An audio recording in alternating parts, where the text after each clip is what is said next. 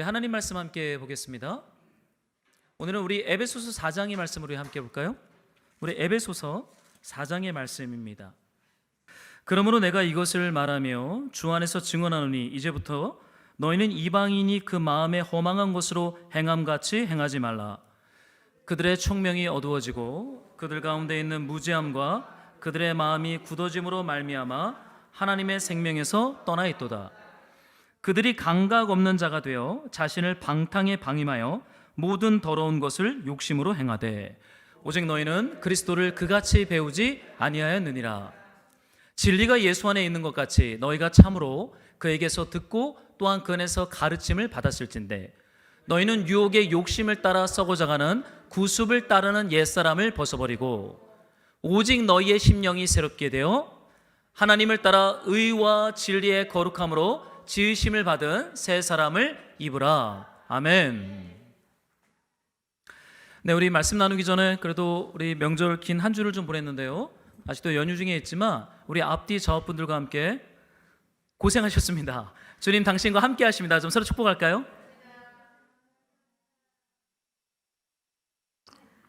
네, 한 주간 많이 힘드셨죠?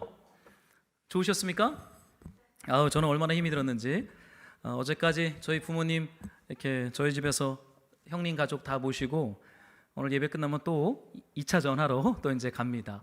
그래도 제가 참 감사했던 것은 이렇게 가족들과 함께 모여서 또 이렇게 음식을 나누고 또 삶을 나누고 마음을 나누고 이렇게 조카들이 또 함께 이렇게 노는 걸 보면서 하나님이 주신 그 복이 얼마나 큰가라는 고백을 좀 하게 되었던 것 같아요. 예수 믿지 않았던 가정에서 이렇게 하나님이 일하셔서 물론 피곤하긴 하지만 그래도 가족들을 섬기고 함께 할 수 있었던 시간이 하나님이 참으로 큰 은혜와 복을 주셨다라는 고백을 좀 하게 됩니다.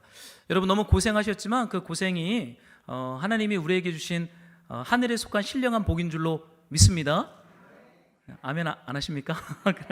그래요. 오늘은 우리 지혜와 총명 마음이라는 제목으로 하나님 말씀을 함께 나누고자 합니다. 오늘은 묵상 설교로 우리가 사도행전을 잠깐 멈추고 한 주간 묵상했던 에베소서의 말씀 중 우리에게 주시는 주의 음성을 좀 듣기를 원합니다. 여러분 오늘 우리가 읽었던 이 한 주간 에베소서를 여러분 어떻게 묵상하고 있는지 모르겠지만 이 에베소서 안에 하나님의 구원과 하나님의 지혜와 그 구원과 주님의 지혜를 통해서 이 땅에 출산된 교회에 대한 주님의 이 놀라운 경륜들이 가득 차 있는 책이 이 에베소서이죠. 특별히 에베소서는 옛사람과 새사람에 대해서 말하고 있는데 저희가 방금 읽은 이 본문의 말씀에는 옛사람을 벗어버리고 심령이 새롭게 되어 새사람을 입으라 라고 하는 복음에 기초한 바울의 도전이 말씀이 있습니다. 여러분 도대체 옛사람이 누구입니까? 오늘 말씀을 봤더니 옛사람을 이렇게 말하고 있죠.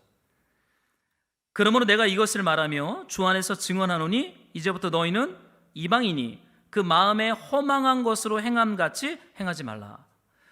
옛사람의 특징을 이제 쭉 바울이 나열하기 전에 이 옛사람들의 특징 중에 하나가 뭐냐면 그 마음이 허망한 것에 집중하고 있다라고 말하고 있어요. 여러분 요즘 여러분의 마음과 여러분의 생각이 어떠한 것에 집중하고 있습니까? 여러분의 관심과 여러분의 마음이 끊임없이 되새김질 가운데 묵상되어지고 있는 것이 혹시 무엇이세요? 바울은 말하기를 허망한 것, 그 마음이 허망한 것에 굴복했다라고 말하고 있죠. 근데 여러분 사실 우리의 마음은 본래 허망한 것에 굴복하기를 원하지 않습니다. 하나님의 형상과 모양으로 지음받은 하나님의 새 사람으로서 구원받은 새 사람으로서 우리가 추구하는 것은 하나님의 영광과 하나님의 말씀과 하나님을 알아가는 것과 하나님과의 사귐과 하나님의 말씀 안에서 우리의 일상과 삶이 순종하는 것을 하나님의 형상과 모양으로 지음받은 그 첫사람은 굉장히 원하고 갈망하고 소망을 해요. 그런데 여러분이 아는 것처럼 죄로 말미암아 망가진 그 옛사람이 이 하나님의 형상과 모양을 거부하고는 이제 허망한 것에 굴복을 당하여 허망한 것을 집중하고 따라가는 것을 우리는 알고 있죠. 이것을 성경은 죄인이라고 말하고 있습니다. 여러분 허망한 것은 목적이 없고 결과가 없는 것을 말해요. 아무리 집중하고 묵상하고 이것을 취하려고 하지만 결과가 없다라고 성경은 말합니다. 우리가 그것을 붙잡으면 무언가가 있다라고 생각하지만 실상은 거긴 결과가 없어요. 그건 목적이 없어요. 이것을 허망한 것이라고 이 바울을 통해 주님의 에베소서에서 말하고 있습니다. 근데 여러분 한번 질문을 던지게 되죠. 왜 우리 사람의 마음이 허망한 것에 여러분 집중합니까? 왜 굴복을 당했습니까? 하나님이 주신 지혜와 진리와 하나님의 영광과 하나님의 사랑과 말씀을 기뻐하고 즐거워하고 그것을 따라가는 삶에 집중해야 되는데 왜 허망한 것, 허무한 것에 굴복을 당하였는가? 우린 좀 질문을 던져볼 필요가 있죠. 여러분 로마서에 이런 말씀이 있어요. 허무한 것에 굴복을 당한 그 마음의 원인을 이렇게 말합니다. 하나님을 알되 하나님을 영화롭게도 아니하고 감사하지도 아니하고 오히려 그 생각이 허망하여지며 미련한 마음이 어두워졌다. 하나님을 알지만 하나님을 영화롭게 하지 않아요. 하나님께 감사하지 않아요. 하나님을 기뻐하지 않아요. 오히려 생각이 허망하여지고 미련한 마음, 헛된 것에 그 마음이 잡혀있다라고 말하고 있죠. 그리고 또 이렇게 말을 해요. 그들은 스스로 지혜 있다 하나 어리석게 되었다. 또 썩어지지 아니하는 하나님의 영광을 썩어질 사람과 새와 짐승과 기어다니는 동물 모양의 우상으로 바꾸었다라고 말하고 있습니다. 우리 인간의 마음이 허망한 것에 굴복한 원인은요, 스스로 지혜 있다 하나 어리석게 되었다. 하나님을 알지만 하나님을 영화롭게 하지 않아요. 하나님을 사랑하지 않아요. 하나님께 영광을 돌리는 것보다는 내가 스스로 지혜 있는 자리에 서서 하나님처럼 하나님이 받아야 할 영광과 아름다움과 지혜와 그 모든 것을 받고자 하는 욕망에 사로잡혔기 때문에 그의 마음이 허망한 것에 굴복을 당했다라고 말하고 있죠. 여러분의 마음이 좀 어떻습니까? 요즘 여러분의 마음 안에 사랑으로 충만하십니까? 기쁨으로 충만하세요? 하나님을 아는 것과 하나님을 예배하는 것으로 충만하십니까? 아니면 무언가 분노와 정죄와 판단과 쓴 마음으로 여러분의 마음이 충만하십니까? 왜 마음이 그렇게 되었냐라는 거예요. 저는 명절을 보내면서 너무 초긴장을 해서 그런지 저희 부모님을 모시고 친척들을 모시고 이 명절 한 주간 내내를 제가 이렇게 보내다 보니까 사실은 좀 쉽진 않았어요. 그러나 제가 이 시간들을 통과하면서 이 마음에 대해서 제가 에베소서를 묵상하면서 이 마음의 문제가 본질이라는 생각들을 좀 깊이 생각하고 묵상하고 기도했던 것 같습니다. 여러분, 마음이 허망한 것에 굴복하면 에베소서는 이렇게 말을 하고 있습니다. 그들에게 나타나는 열매예요. 한번 여러분들이 18절을 같이 좀 읽어볼까요? 함께 시작. 그들의 마음이 굳어짐으로 말미암아 하나님의 생명에서 떠나 있도다. 네, 마음이 허망한 것에 굴복을 당한 사람들에게 나타나는 점진적인 열매와 특징들입니다. 그것은 총명이 어두워진다. 그들의 총명이 어두워진대요. 총명이 무엇입니까? 지혜입니다. 지혜가 이렇게 무뎌지는 거예요. 총명과 지혜가 없어지기 시작합니다. 두 번째는 그들 가운데 있는 무지함과 마음이 굳어짐으로 하나님의 생명에서 떠나 있도다. 하나님의 생명에서 떠나게 된다라고 말하고 있죠. 여러분, 마음이 허망한 것에 굴복한 망가진 마음은 하나님을 알지 못하고 하나님과의 깊은 사귐 속으로 들어가지 못해요. 그래서 세월이 이를수록 점점 총명과 지혜가 어두워진다. 근데 그들은 스스로 지혜 있다 하여 내가 지혜롭고 총명하고 똑똑하고 강해진다라고 생각하고 있는지 모르겠지만 에베소서가 증언하는 허망한 것에 굴복한 사람의 마음은 총명과 지혜가 점점 어두워진다, 이렇게 말하고 있죠. 근데 여러분, 이 어두워지고라는 이 단어는요, 어떤 지금 어두워진 상태를 말하는 것이 아니라 과거 어떤 시점에서부터 이 어두움이 시작된 거예요. 어두워지기 시작했습니다. 그런데 이것이 완료 수동태예요. 이 단어가 이 어두움이 과거에서 끝난 게 아니라 점점 어두워져서 계속 어두워지고 있다라고 말하고 있어요. 조금 끔찍하지 않습니까? 여러분, 어둠이 시작되었는데 끝난 게 아니라 그 어둠이 점점 시간과 세월이 흐를수록 점점 어두워지고 있다라고 에베소서는 말하고 있어요. 무엇이요? 마음이 허망한 것에 굴복을 당한 사람의 마음이 점점 어두워지고 있고 계속 진행 중이라고 성경은 말하고 있습니다. 여러분, 요한복음 1장에 이런 말씀이 있어요. 제가 좀 읽어드리죠. 빛이 어둠에 비치되 어둠이 깨닫지 못하더라. 총명이 어둠 가운데 있는데 빛이신 예수 그리스도, 빛이신 하나님의 말씀이 비치는데 깨닫지 못해요. 왜요? 점점 어두워지고 있기 때문에. 그러니까 빛이 왔는데 빛을 인식할 수 없어요. 빛을 거부합니다. 이것이 마음이 허망해진 사람의 상태 가운데 나타나는 열매입니다. 빛을 거부해요. 빛을 싫어해요. 빛 가운데 나가는 게 재미가 없어요. 기쁘거나 즐겁지 않아요. 그럼 무엇이 기쁘고 즐겁습니까? 허망한 것. 이 세상이 말하는 허망한 것을 추구하고 붙잡고 그것을 누리는 것이 기쁘고 즐거워요. 그것을 빛처럼 대합니다. 그런데 어둠이 덮인 그 총명은 빛이 임하지만 빛을 기뻐하지 않아요. 재미없다고 말하죠. 사랑하지 않아요. 이건 무료하다라고 말하기 시작합니다. 여러분, 사무엘상에 이런 사람이 나타납니다. 여러분, 엘리라고 하는 대제사장 혹시 이름 들어보셨습니까? 한번 여러분들이 사무엘상 3장 2절을 한 번만 같이 좀 읽어주시겠어요? 함께 시작. 엘리의 눈이 점점 어두워가서 잘 보지 못하는 그때 그가 자기 처소에 누웠다라고 사무엘상은 말합니다.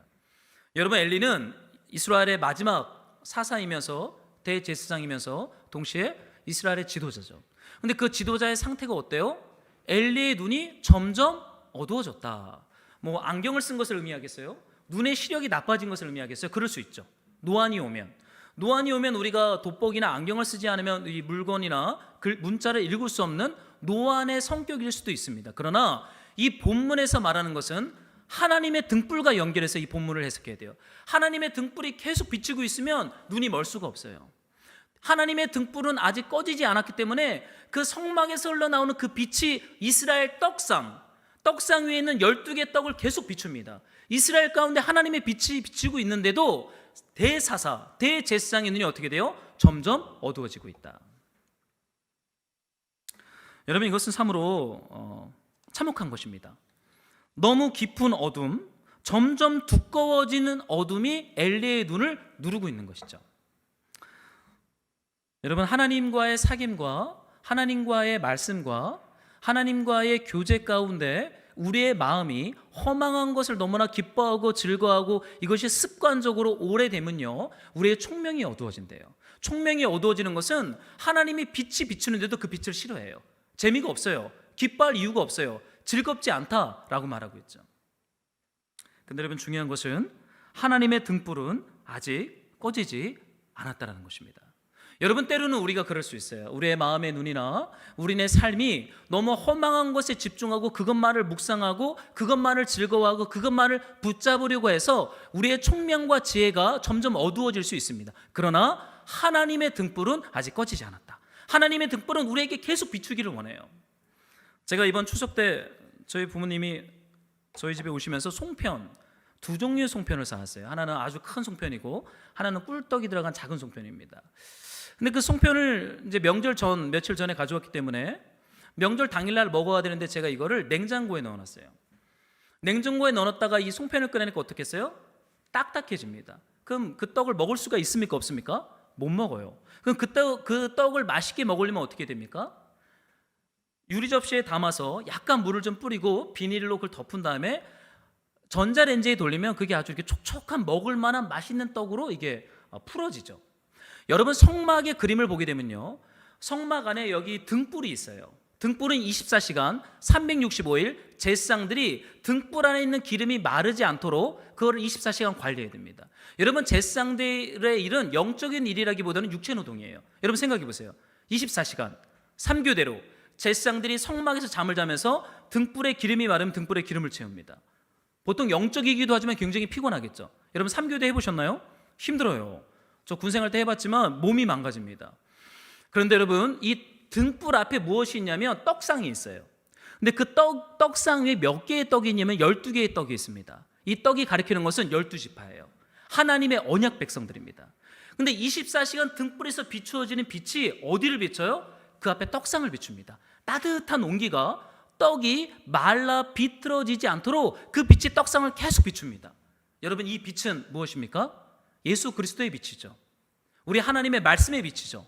성령의 빛이죠. 그 빛이 이스라엘 떡상에 이스라엘 백성들을 비추면서 그들의 생각과 감정과 마음과 삶이 말라 비틀어지지 않도록, 어둠 가운데 딱딱해지지 않도록 우리 성령 하나님은 말씀과 성령으로 하나님의 언약 백성들을 계속 비춰요.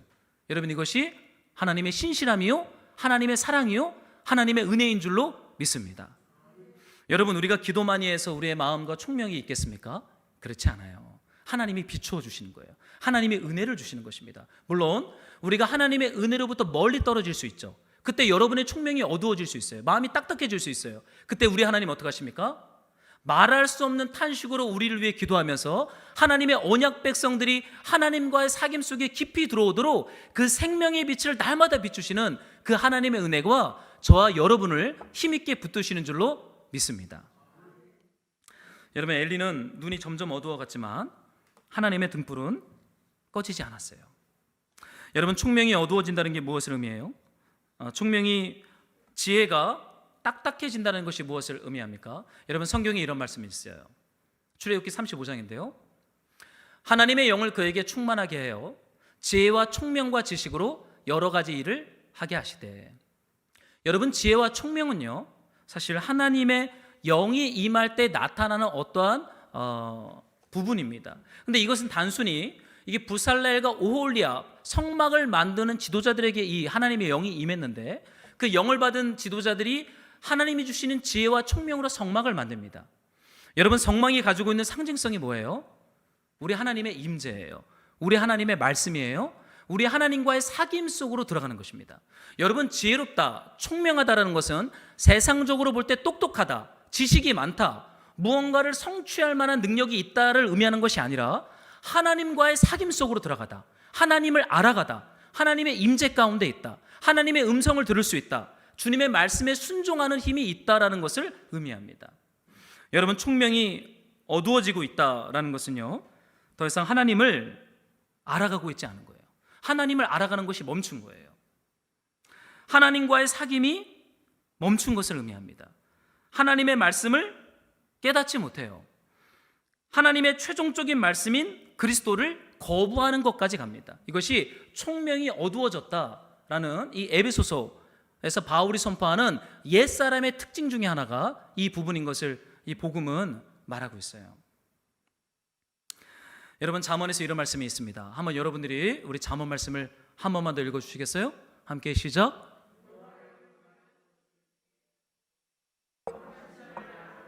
명철이니라. 여러분, 지혜와 총명으로 충만한 사람은요, 하나님을 경외하기 시작합니다. 여러분, 때로는 참을 수 없는 가벼움으로 하나님을 우리는 대할 수 있습니다. 마치 하나님이 우리의 뜻대로 움직여줘야 하는 어떠한 존재로 하나님을 대할 때가 있어요. 여러분, 그것은 우리의 지혜와 총명이 굳은 상태입니다. 여러분, 하나님을 경외하는 자에게 부어주시는 것이 지혜의 근본이에요. 여러분, 지혜는요, 하나님을 경외하는 것입니다. 하나님을 두려워하는 거예요. 하나님을 사랑하는 거예요. 하나님을 가볍게 대하지 않는 것입니다. 날마다 그 하나님의 음성에 귀를 기울이고 하나님의 말씀을 존귀하게 여기는 것이 무엇이다? 잠언이 말하는 지혜라고 말하고 있어요. 저는 여러분 안에 이 지혜가, 이 총명이 어두워지거나 마른 떡처럼 마르지 않는 그런 하나님의 빛으로 충만한 하늘에 속한 그 신령한 복이 우리 안에 충만하기를 예수 그리스도의 이름으로요 축복합니다. 근데 저는 이 에베소 교회 성도들에게 던진 이 바울의 이 권면의 말씀을 보면서 도대체 어디서부터 총명이 어두워진 것일까? 질문을 좀 던지게 돼요. 여러분, 우리는 때로는 겸손하게 생각할 필요가 있습니다. 총명이 어디로부터 어두워진 것인가? 지혜가 어디로부터 어두워진 것인가? 요한계시록 2장에 보면 에베소 교회에게 주신 하나님의 편지의 말씀이 있어요. 여러분, 요한계시록은 소아시아 지역의 7교회에게 주신 우리 하나님의 편지 말씀이죠. 그 첫 번째 교회가 에베소 교회입니다. 지금 이 에베소서를 우리가 묵상하고 있는데 그 에베소 교회에게 주신 권면의 성령의 말씀 중에 이런 말씀이 있어요. 그러므로 어디서 떨어졌는지를 생각하고 회개하여 처음 행위를 가지라. 그러므로 어디서 떨어졌는지를 생각하래요. 여러분, 우리의 마음이 완고해지고 우리의 총명과 지혜가 어두워질 때 어디서 떨어졌는지를 주님 앞에 진지하게 질문하고 생각함으로 우리는 다시 지혜와 총명에 충만한 그 구원의 자리까지 우리가 나아갈 수 있겠습니다. 여러분, 이 옛사람의 특징을 이 4장 18절은 이렇게 한 번 더 말하고 있는데요. 여러분들이 한번 요한복음 4장, 에베소 4장 18절을 한 번만 더 읽어보겠습니다. 지금 성경을 보여서 한번 같이 읽어볼까요?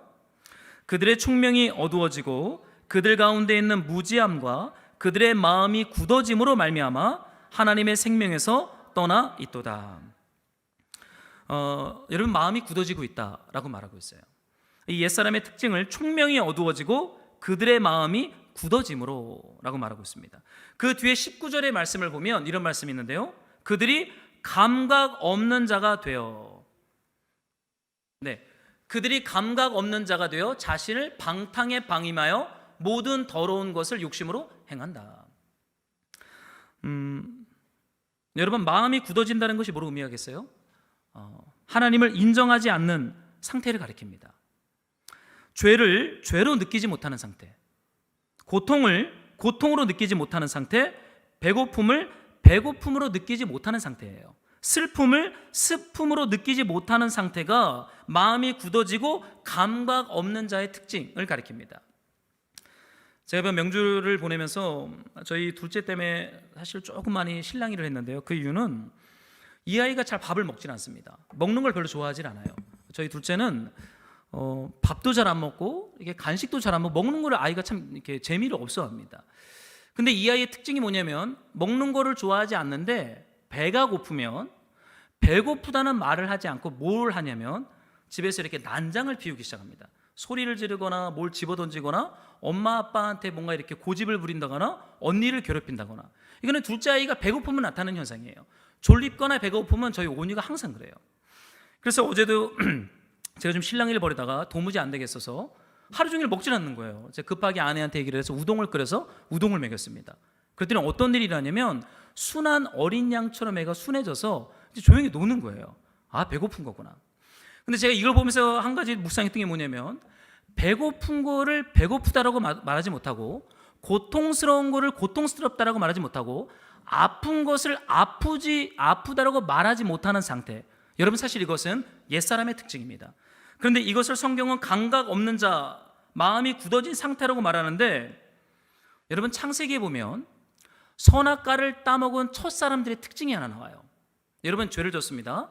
선악과를 따먹고 하나님의 자리에 그들이 올라섰어요. 하나님과의 관계가 단절되었습니다. 그리고 자신들이 옷을 입지 않은 것을 보고 뭘 느낍니까? 수치심을 느끼죠. 그래서 큰 낙엽을 갖다가 그 수치심을 가립니다. 근데 그때 하나님의 첫 번째 말씀이 들려와요. 그게 뭐냐면 너가 어디 있느냐라는 말씀이었어요. 근데 저는 이 말씀을 묵상하다가 너가 어디 있느냐라는 말씀 앞에 이 첫 번째 사람들이 보였던 반응이 뭐냐면 나무 뒤에 숨는 것이었어요. 여러분, 한번 생각해 보세요. 아빠가 찾아왔어요. 뭔가를 잘못했습니다. 그러면 그 아빠 앞에 그 자녀가 나타낼 첫 번째 반응이 뭘까요? 배고파. 내가 지금 아파. 내가 이게 필요해라고 여러분 아버지한테 담대함으로 말할 수 있어야 돼요. 근데 죄는요, 우리의 고통과 슬픔과 죄에 대하여 정직하게 말할 수 있는 마음의 힘을 빼앗아가 버려요. 그럼 어떻게 합니까? 나무 뒤에 숨게 합니다. 관계가 단절되게 해요. 더 이상 관계가 깊이 풀어지지 못하도록 단절과 그 감각을 정직하게 직면하지 못하는 두려움을 우리 마음 안에 밀어넣습니다. 여러분, 옛사람, 하나님으로부터 멀어진 사람의 특징은 마음이 굳어지고 감각 없는 자가 되어서 하나님과의 관계에 멀어지는 일들이 일어나기 시작을 해요. 어쩌면 이것은 그 아픔을 느끼지 못할 정도로 피부가 굉장히 두꺼워진 상태의 단어를 갖다 사용하고 있습니다. 사랑하는 말씀으로 동역자 여러분, 빛이 왔는데 그 빛을 기뻐하고 사랑하지 못하도록 하는 감각 없는 자, 마음이 굳어진, 피부가 굳어진 그 상태가 총명이 어두워진 옛사람의 열매임을 말하고 있죠. 근데 여러분, 그들이 요한복음 3장에 이런 말씀이 있어요. 한번 여러분들이 이 말씀을 같이 좀 읽어주시겠어요? 함께 시작. 사람들이 자기 행위가 악함으로 빛보다 어둠을 더 사랑한 것이니라. 여러분, 하나님이 찾아오셨고 말씀이 찾아오셨고 빛이신 예수께서 찾아오셨는데 감각 없는 자가 되어 마음이 굳어진 자들은 빛보다 어둠을 더 사랑하기 시작합니다. 사랑하는 말씀으로 동역자 여러분, 저는 여러분의 마음이요, 빛이신 하나님과 빛이신 예수 그리스도와 그분의 말씀을 더 기뻐하고 즐거워하고 사랑하는 그 빛 가운데 마음이 부드럽게 풀어지고 생명의 관계 가운데 들어가는 이 생명의 은혜가 저와 여러분 안에 풀어지고 임하기를 저는 간절히 소망하고 저는 기도합니다. 여러분, 옛사람의 특징들을 우리가 좀 봤어요. 총명이 어두워진다, 지혜가 어두워진다, 마음이 굳어지고 감각 없는 자가 된다. 여러분 이 부분을 참 경계하셔야 될 거예요. 제가 요즘에 이 에베소서를 묵상하면서 주님 앞에 기도하는 것 중에 하나가 있습니다. 그것은 하나님으로부터 오는 총명과 지혜가 무뎌지지 않는 것이에요. 여러분 우리가 스스로 지혜 있는 척하여 하나님으로부터 오는 총명과 지혜를 가볍게 여긴다면 우리가 어떻게 이 구원의 여정을 끝까지 갈 수 있겠어요? 여러분 총명과 지혜가 마르면 우리 영혼이 감각 없는 자가 되고 마음이 굳어지기 시작해요. 사랑하는 말씀으로 동역자 여러분, 하나님의 지혜, 하나님의 총명을 가볍게 대하지 마시고 주님 앞에 그것을 더 갈망하는 그 하늘에 속한 신령한 복이 저와 여러분 안에 저는 충만하기를 소망합니다. 근데 여러분 이 총명이 어두워지고 마음이 굳어진 자들이 나타나는 열매를 이 에베소서가 이렇게 말하고 있습니다. 하나님의 생명에서 떠나 있도다. 하나님의 생명에서 떠나게 된대요. 두 번째는 그들이 감각 없는 자가 되어 자신을 방탕에 방임한다 라고 말하고 있습니다.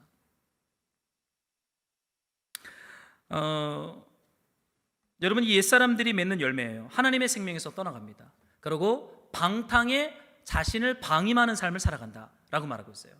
여러분 방탕함을 어떻게 정의합니까? 질서가 없는 상태가 방탕함입니까? 질서가 없이 자신이 하고 싶은 대로 마음껏 다 하는 것을 우리는 방탕이라고 말하나요? 본래 여러분 이 방탕이라고 하는 단어는 이 에베소서뿐만이 아니라 누가복음에서도 이 단어가 사용되었어요. 여러분 이 방탕이라는 단어 그 원문을 보면 이 단어는 길들여지는 것을 거부하다라는 단어예요. 우리 한번 이 말씀을 같이 한번 읽어볼까요?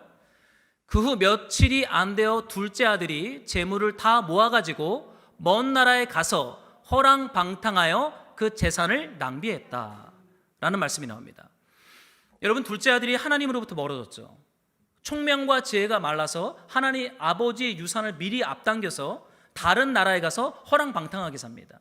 근데 여러분 이 방탕하다라는 단어는 아버지의 권위 아래서 아버지의 말씀으로 길들여지는 것을 거부한 상태예요. 아버지의 권위를 무시하는 것입니다. 여러분 방탕함의 그 정반대에 있는 구원은 하나님의 말씀에 의하여 우리의 생각과 마음과 삶이 길들여지는 거예요. 통치를 받는 거예요. 날마다 우리의 생각과 감정과 삶의 습관, 일상 매일매일이 하나님의 말씀에 의하여 길들임을 받는 것을 구원, 지혜, 총명이라고 말합니다. 총명이 어두워진 사람들은 자기를 방탕에 방임합니다. 더 이상 하나님의 통치를 안 받으려고 해요. 하나님의 통치와 다스림을 거부합니다. 저는 우리 말씀으로 동역자들 안에 이 하나님의 통치와 말씀과 우리 하나님의 임재로 말미암아 우리의 생각과 감정과 삶이 길들여지고 통치를 받다가 구원에 합당한 열매가 우리네 삶에 풍성하게 맺히는 그 은혜가 있기를 저는 소망합니다. 여러분 어떻게 우리가 옛사람으로부터 구원을 받을 수 있겠어요? 여러분 에베소서를 좀 어떻게 묵상하고 계신지 모르겠어요. 여러분 에베소서는 사실 예수를 만나기 직전에 있는 사람을 어둠 속에 있는 사람들이라고 말합니다. 마치 요한복음의 메시지와 같아요. 여러분 어둠은요 외부로부터 빛이 들어오지 않는 한 그 어둠은 없어지지 않아요. 아무리 그 어둠에서 길을 찾으려고 하고 나침판을 펼치고 고군분투하고 내 힘으로 하려고 해도 외부로부터 빛이 들어오지 않는 한 항상 거기는 어둠입니다. 근데 에베소서 1장은 이렇게 말하고 있어요. 한번 여러분들이 이 복음의 시작을 같이 한번 읽어볼까요? 곧 창세전에 그리스도 안에서 우리를 택하사 우리로 사랑 안에서 그 앞에 거룩하고 흠이 없게 하시려고. 여러분 복음의 시작은 하나님이 시작하셨다는 겁니다. 창세전에 그리스도 안에서 우리를 택했다. 어둠인 우리가 하나님을 구하거나 찾거나 하나님 앞에 나간 것이 아니래요. 어둠은 어둠 속에 그냥 있을 뿐입니다. 그런데 하나님께서 창세전에 그리스도 예수 안에서 저와 여러분을 택했다. 하나님이 시작하셨다라고 말하고 있어요. 하나님이 우리에게 먼저 오셨다. 이것이 총명이 어두워지고 마음이 굳어지고 감각 없는 자가 된 옛사람으로부터 우리를 구원하시는 하나님의 지혜요, 하나님의 말씀이요, 하나님의 행동임을 말하고 있어요. 여러분 마태복음에 이런 말씀이 있죠. 우리 예수님의 사역을 이렇게 표현합니다. 흑암에 앉은 백성이 큰 빛을 보았고 사망의 땅과 그늘에 앉은 자들에게 빛이 비추었도다. 여러분 하나님께서 우리를 찾아오셨어요. 큰 어둠 가운데 앉아있던 백성이 큰 빛을 보았다. 사망의 땅과 그늘에 앉은 자들에게 빛이 빛이었다 라고 말하고 있죠. 사랑하는 말씀으로 동역자 여러분, 여러분의 마음과 생각과 삶의 자리에 우리 예수 그리스도로부터 완성된 그 생명과 사랑과 구원의 빛이 빛이었고, 여러분을 부르고 있고 여러분을 새롭게 회복하셨고 그 구원을 완성하는 줄로 믿습니다. 그러면 주님 이렇게 말씀을 하세요. 에베소 1장 3절에 찬송하리로다 하나님 곧 우리 주 예수 그리스도의 아버지께서 그리스도 안에서 하늘에 속한 모든 신령한 복을 우리에게 주셨다. 창세전에 택한 하나님의 언약 백성들에게 주님은 하늘에 속한 모든 신령한 복을 주셨다라고 말해요. 여러분, 이 복의 실체가 무엇입니까? 5절이 이렇게 말하고 있죠. 예수 그리스도로 말미암아 어둠에 있던 우리를 하나님의 아들 삼았다, 자녀 삼았다 라고 말하고 있어요. 그러면서 동시에 한 가지 말씀을 더 있는데, 한번 8절의 말씀을 우리 여러분들이 한번 읽어주시겠어요? 함께 시작. 이는 그가 모든 지혜와 총명을 우리에게 넘치게 하사. 저는 이 말씀이 좀 소망이 돼요. 사랑하는 말씀으로 동역자 여러분, 하나님께서 창세전에 우리에게 신령한 복을 예수 그리스도 안에서 주셨는데, 그것은 우리를 하나님의 자녀 삼는 것입니다. 우리를 구원하시는 거예요.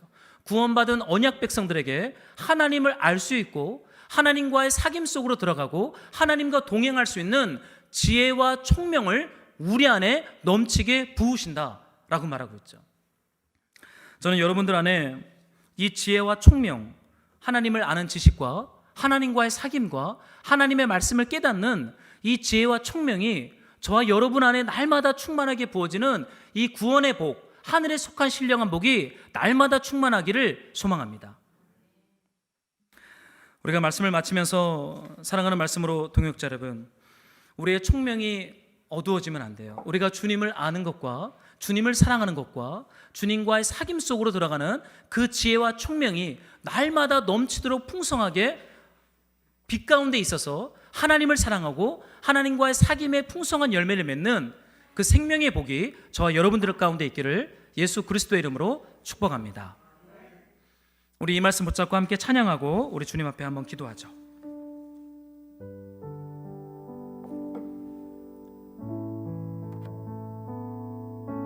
주의 나라가 임할 때 우리 이 찬양 함께 하겠습니다.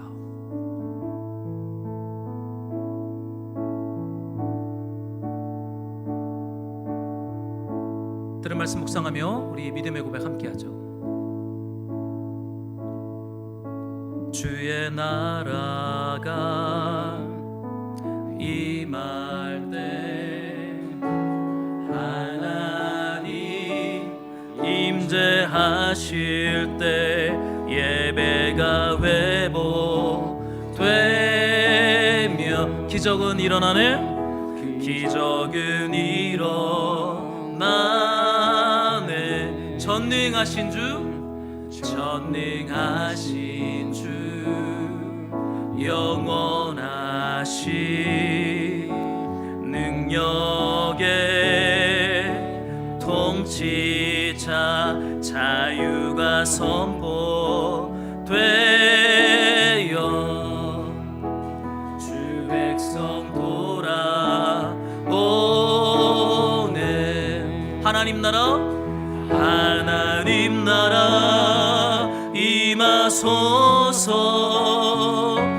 영광과 존귀 능력과 위엄 놀라운 사랑의 기적의 하나님 지금 이곳에 오소서.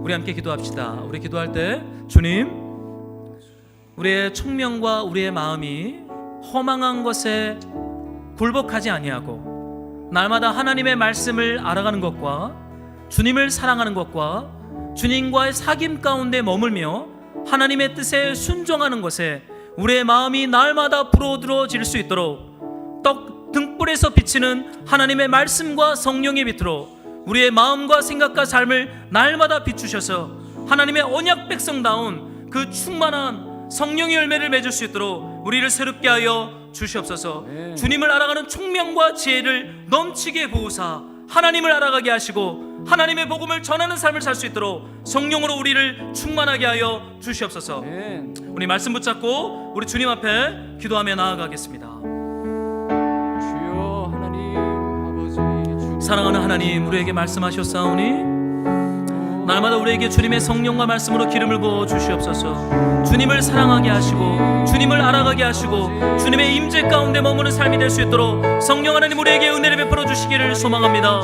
주님 하나님, 우리에게 말씀을 기뻐하고 사랑할 수 있는 마음을 주시옵소서.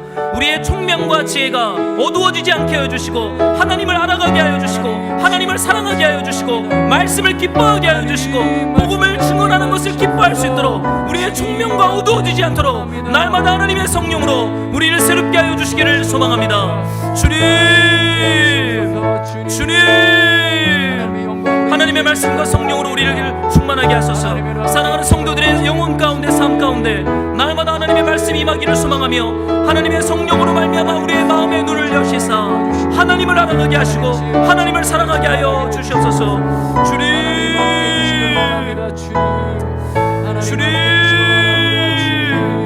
아버지 부어주시기 원합니다. 주님 아버지.